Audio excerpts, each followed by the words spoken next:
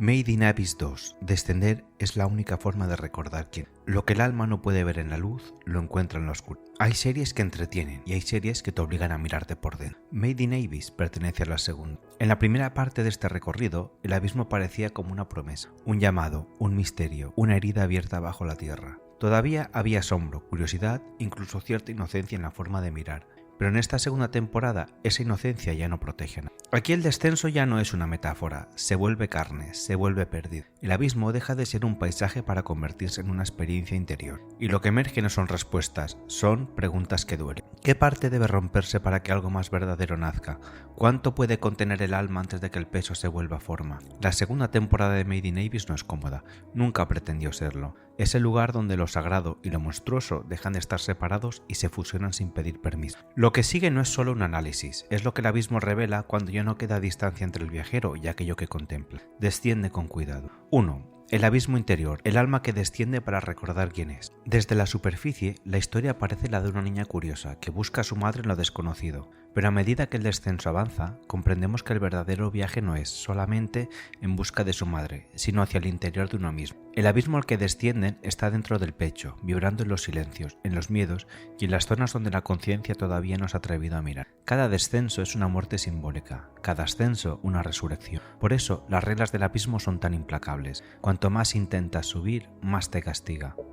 La única manera de avanzar es aceptar que el descenso completo, entregarse a la oscuridad con confianza, sabiendo que solo quien se pierde puede llegar a encontrarse. Las criaturas que habitan no son monstruos exteriores, son los impulsos que no supimos mirar, son aquellas memorias que enterramos tan hondo que empezaron a moverse solas. La belleza y el horror conviven en este territorio, porque el alma humana también lo esconde. Cuando la serie muestra escenas de una crudeza extrema, mutilaciones, mutaciones, dolor físico, lo hace como un espejo del proceso espiritual, transformar la carne para liberar la luz que tenemos dentro. En ese sentido, Made in Abyss es una parábola sobre la reencarnación. Riko, la protagonista, desciende sin miedo, con una pureza que no ignora la oscuridad, sino que la abraza. Ella encarna la chispa divina que se aventura a experimentar la materia, incluso sabiendo que sufrirá. Su curiosidad es la de la conciencia que quiere comprenderlo todo, incluso lo que duele. El abismo, como toda matriz iniciática, pone a prueba la fe de quien lo atraviesa. Una fe que no es religiosa, es la confianza en el proceso. Cada herida que nos hacemos en el viaje será una puerta y cada pérdida un renacimiento. Los viajeros que descienden regresan transformados o no regresan en absoluto.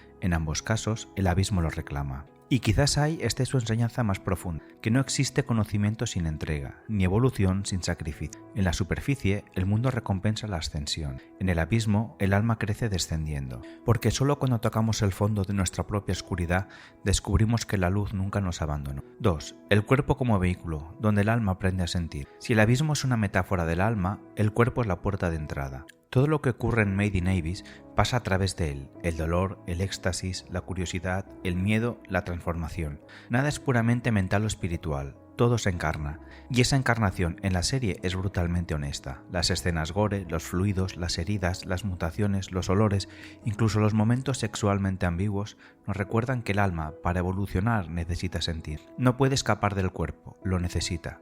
El cuerpo es la frontera, pero también es el puente. Es el vehículo necesario para que el alma pueda evolucionar en esta tercera dimensión en la que se ve atrapada. Por eso, el abismo se abre paso a través de él, modelándolo, distorsionándolo, volviéndolo transparente a sus propias fuerzas. La materia que se revela.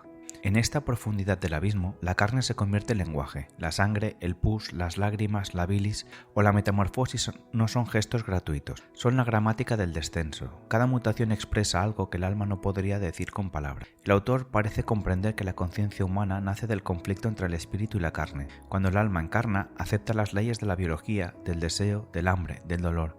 Made in Abyss lleva esa aceptación hasta el límite, obligándonos a mirar lo que normalmente ocultamos. El resultado es incómodo, sí, pero también es profundamente simbólico. Lo que más rechazo genera es lo que más necesita ser visto. La escena del cuerpo obsceno. Entre las muchas imágenes extrañas de la segunda temporada hay una que sobresale. Un ser de apariencia fálica, grotescamente viva, hablando con Riko. A primera vista puede parecer provocación o mal gusto, pero si se contempla desde la estructura simbólica de la obra, se revela como un arquetipo muy claro. La propulsión vital sin alma, el instinto desnudo, el impulso de creación que no distingue entre lo sagrado y lo profano. El personaje representa la energía sexual primordial, la fuerza que genera y destruye, que fecunda y que devora.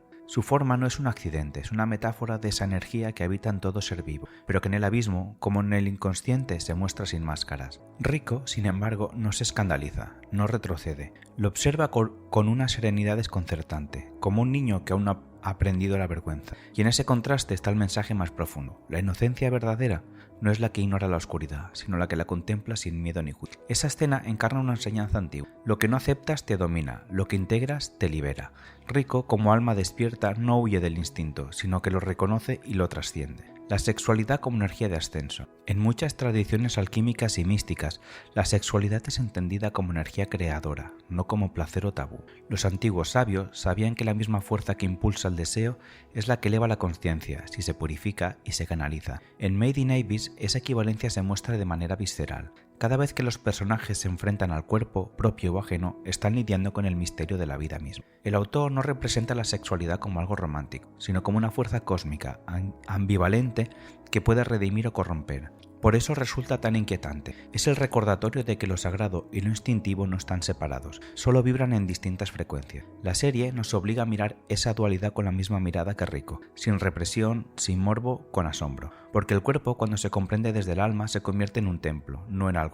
La alquimia del cuerpo, el dolor físico que atraviesan los personajes, los huesos rotos, las transformaciones, las pérdidas de forma pueden interpretarse también como procesos alquímicos. La materia se corrompe para liberar el espíritu. El plomo del sufrimiento se calienta en el fuego de la experiencia hasta que se revela su oro interior. La putrefacción y el horror no son el final del viaje, sino su comienzo. El alma debe pasar por la descomposición para alcanzar la transparencia. Y en ese tránsito, el cuerpo deja de ser un obstáculo, se vuelve una brújula de la evolución espiritual. La sangre, el sudor y las lágrimas se convierten en símbolos del trabajo interior, del esfuerzo de cada célula por recordar su origen divino. El cuerpo como revelación. En última instancia, el abismo no devora cuerpos, los transforma. Cada mutación es una revelación de lo que estaba oculto. Los personajes pierden su forma humana, porque el alma, al descender, deja de necesitarla. Lo que para los ojos parece monstruoso, para el alma es una liberación. El cuerpo se convierte entonces en un espejo perfecto, refleja el grado de conciencia alcanzado. Los que han aceptado el dolor sin huir de él brillan, los que lo resisten se deforman. El abismo no castiga, solo muestra la verdad interior de quien lo atraviesa. Y así, entre sangre, deseo y transfiguración, Made in Abyss nos enseña que el cuerpo no es enemigo del alma, sino su primer maestro, porque fue a través de él el que aprendimos a respirar, a llorar, a amar, a morir y a renacer.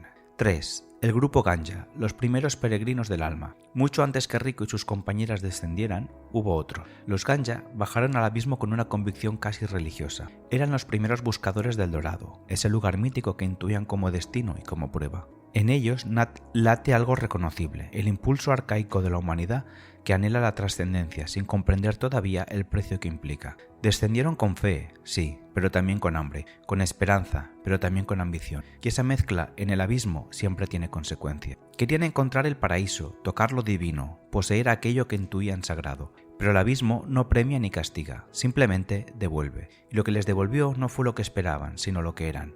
A los que ansiaban el dorado les ofreció corrupción brillante, a los que buscaban salvación, su propia fragilidad, a los que deseaban poder, dependencia. Su error no fue descender, fue creer que podían conquistar algo que solo pueden ser escuchado. Confundieron el misterio con un territorio y nunca imaginaron que era una conciencia. Así, los Ganja se convirtieron en el primer laboratorio del alma humana dentro del abismo, un experimento vivo donde la fe y el ego chocaron hasta deformarse. Algunos enloquecieron, otros endurecieron, y unos pocos, como Hueco, eligieron algo distinto. Hueco comprendió que lo que los demás buscaban afuera, que lo único verdaderamente sagrado no era el dorado, sino la capacidad de amar sin reclamar nada a cambio. Mientras el grupo seguía mirando hacia el fondo, como si allí hubiera una recompensa, ella ya había entendido que la compasión no es un medio para llegar a ningún lugar. Es, en sí misma, el lugar. Apreciación personal. Siempre he sentido que Hueco encarna la misma luz que María Magdalena, la del amor que permanece cuando todo se derrumba. No el amor que intenta salvar, sino el que sostiene el dolor con presencia, la que no huye del abismo, sino que se queda a mirar con ternura lo que otros llaman ruina. Como Magdalena frente a la cruz, Hueco acompaña el misterio hasta el final. En ese gesto silencioso convierte la oscuridad en altar. porque hay una forma de amor que no necesita milagro, solo quedarse y amar lo que ya no puede ser comprendido. Pero la compasión no fue suficiente para detener lo que ya había comenzado. El abismo seguía su obra. Lo que los Ganya buscaban fuera terminaría manifestándose dentro de uno de los seres más frágiles del grupo, no como conquista sino como sacrificio. De su caída nacería la villa, de su ambición una forma retorcida de equilibrio, y de su error una enseñanza que cualquier iniciado reconocerá tarde o temprano. No se puede conquistar lo divino, solo se puede amar hasta que se revele su rostro. Cuando la fe humana tocó su límite, apareció Irumiui, Bondreu, el adepto que olvidó para qué sirve la luz. Antes de continuar, vale la pena detenerse en un personaje que no vive en la villa, pero cuya sombra la precede. Alguien que encarna mejor que nadie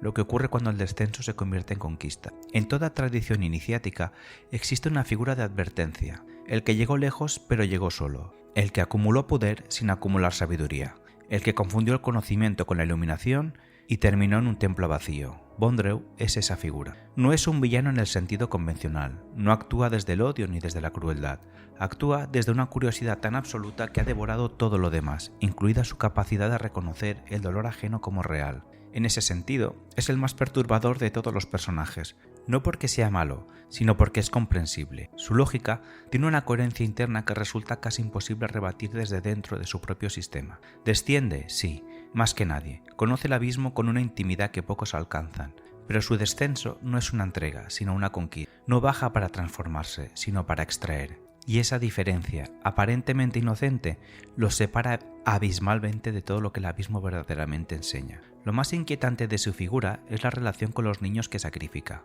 Ellos lo aman, los siguen con una devoción genuina, y Bondreu, a su manera, también los aprecia, los cuida, los prepara, pero los aprecia como un alquimista aprecia su materia prima, con respeto, pero no con amor real. En términos alquímicos, Bondreu es el adepto que domina el Athanor, pero ha olvidado para qué sirve la transmutación. Sabe transformar la materia, ha perfeccionado el proceso, pero perdió de vista que el oro que busca la alquimia verdaderamente no es externo, sino interior, y que nunca puede obtenerse tomando, sino ofreciendo. Por eso, el abismo no lo destruye, lo refleja, y lo que Bondreu ve en ese espejo no le perturba, porque hace tiempo que dejó de mirarse con ojos. Su presencia en la historia es una advertencia silenciosa. El descenso sin amor no ilumina, solo profundiza la oscuridad. 4. Iruyumi y el sacrificio creador, la madre que da luz al mundo. Hay un punto en el descenso donde el abismo ya no parece un lugar. Se convierte en un vientre, un corazón que late entre la oscuridad y la sangre. Allí vive Iruyumi, una niña frágil, casi un susurro, cuyo destino será encarnar el misterio más antiguo del universo, el del amor que da vida a través del sacrificio. Su historia es una de las más duras y sagradas de toda la serie. Es imposible mirarla sin estremecerse, pero en ese estremecimiento hay una verdad antigua,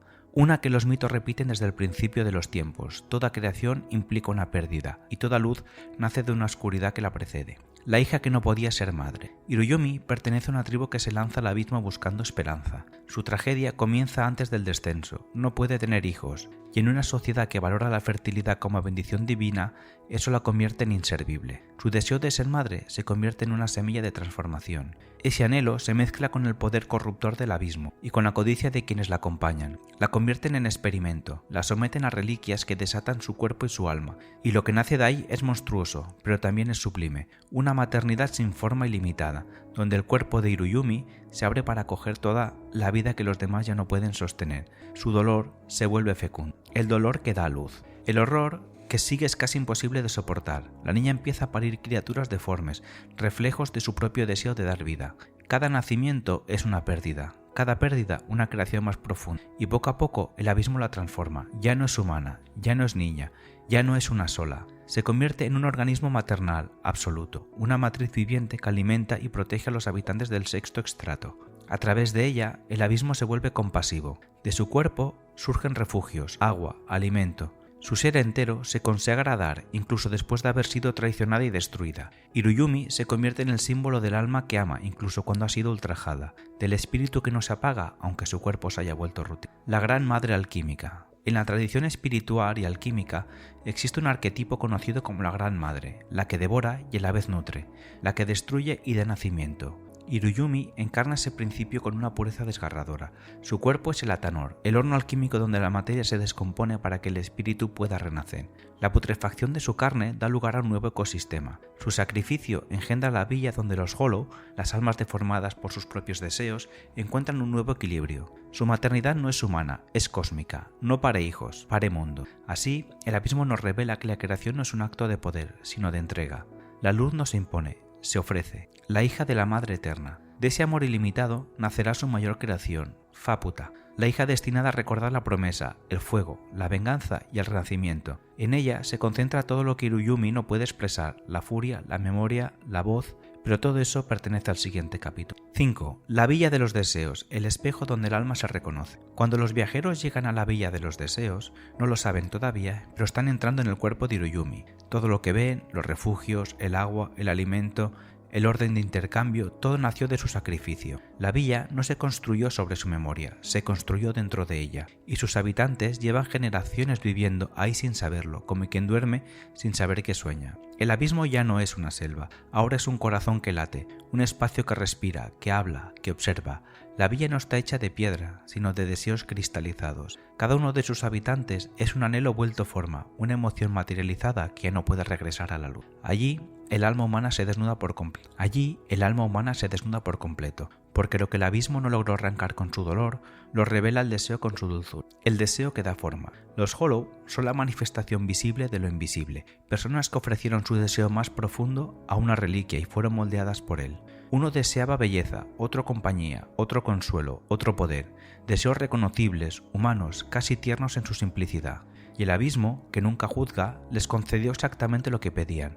Pero lo hizo al pie de la letra, no al nivel del alma, sino al nivel del deseo inconsciente, ese que no sabe bien lo que quiere, pero lo quiere con urgencia. El resultado es ese paraíso grotesco que es la villa, un lugar donde todos obtuvieron lo que pedían, pero casi nadie recibió lo que realmente necesitaba. Eso se parece demasiado al mundo de afuera, la abundancia y la soledad conviviendo sin rozarse, los deseos cumplidos que de algún modo siguen doliendo, porque los deseos que nacen del miedo no buscan llenarse, buscan no vaciarse, y esa diferencia pequeña en apariencia lo cambia todo en la forma. El deseo y el precio.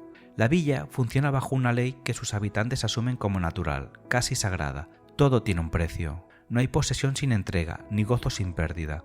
Cuando alguien toma algo, debe ofrecer algo de igual valor, no como castigo, sino como condición. El equilibrio no se impone desde fuera, se sostiene desde dentro, en cada intercambio, en cada gesto cotidiano de dar y recibir. Es un orden que, visto desde fuera, parece justo, incluso hermoso en su simetría, podríamos decir.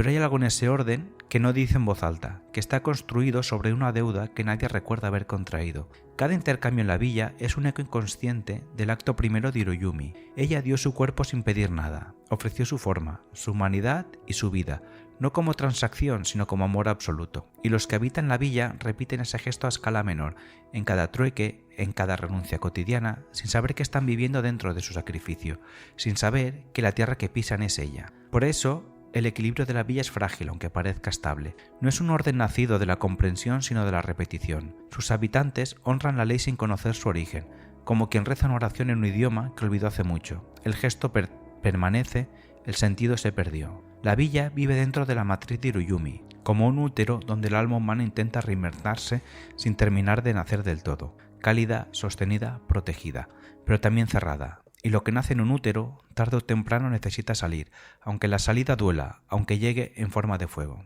El inconsciente colectivo. En un nivel más profundo, la villa representa el inconsciente colectivo de la humanidad. Cada Hollow es un aspecto del alma universal de cualquier persona reconocería si se mirara con honestidad. El que desea ser amado, el que teme la muerte, el que se esconde tras la máscara, el que todavía busca redención sin saber muy bien de qué. Todos conviven en aparente armonía. Pero esa armonía está hecha de renuncias inconscientes, de memorias enterradas, de preguntas que nadie formula, porque nadie recuerda que alguna vez tuvieron respuesta.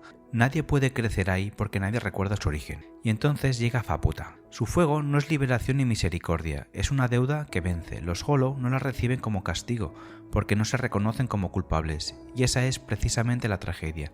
Vivieron durante generaciones dentro del sacrificio de Iruyumi sin saberlo, construyeron su cotidianidad sobre ese cuerpo sin recordar que alguna vez fue una niña que solo quería ser madre. El crimen no fue de maldad, fue de olvido, y el olvido en el abismo no exime. Es la misma escena que cuando Moisés baja del monte y encuentra al pueblo bailando frente al becerro de oro. No hay conspiración, solo hay gente que, ante la ausencia de lo sagrado, fabricó un sustituto y terminó adorándolo.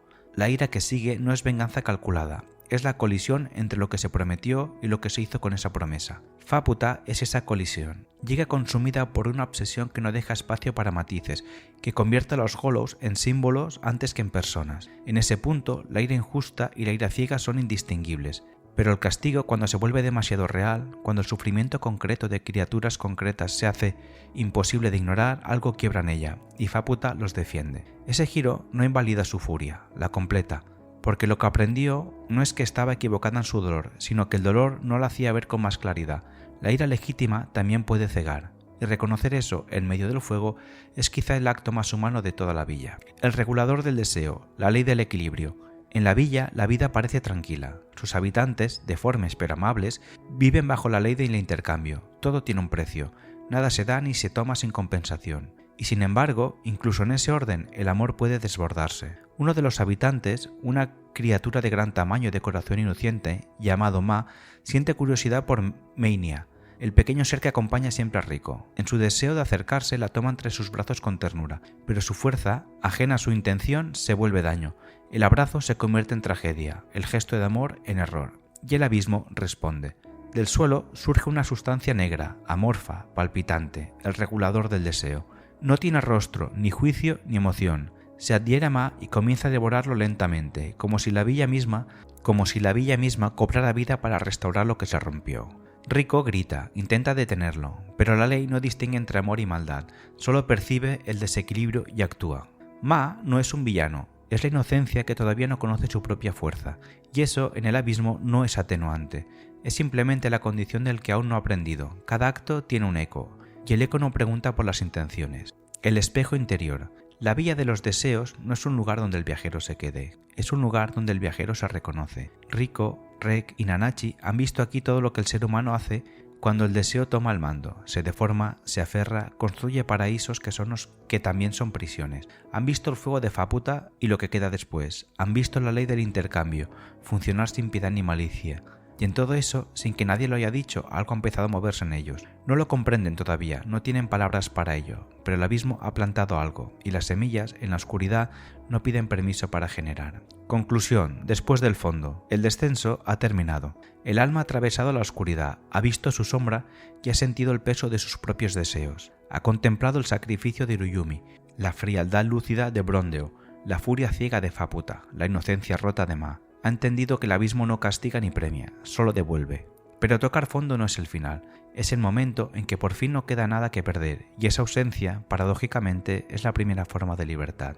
Rico, Rek y Nanachi no caminan como al principio, caminan con memoria, con cicatrices que no pidieron pero que ahora les pertenecen. El abismo no lo ha iluminado en el sentido grandioso de la palabra. Los ha vaciado lo suficiente como para que algo verdadero pueda caber, porque cuando el alma ha visto su propia oscuridad, sin huir de ella, ya está preparada para transformarse. En el fondo no era una caída, era el lugar donde el alma por fin vuelve a escucharse, era una puerta.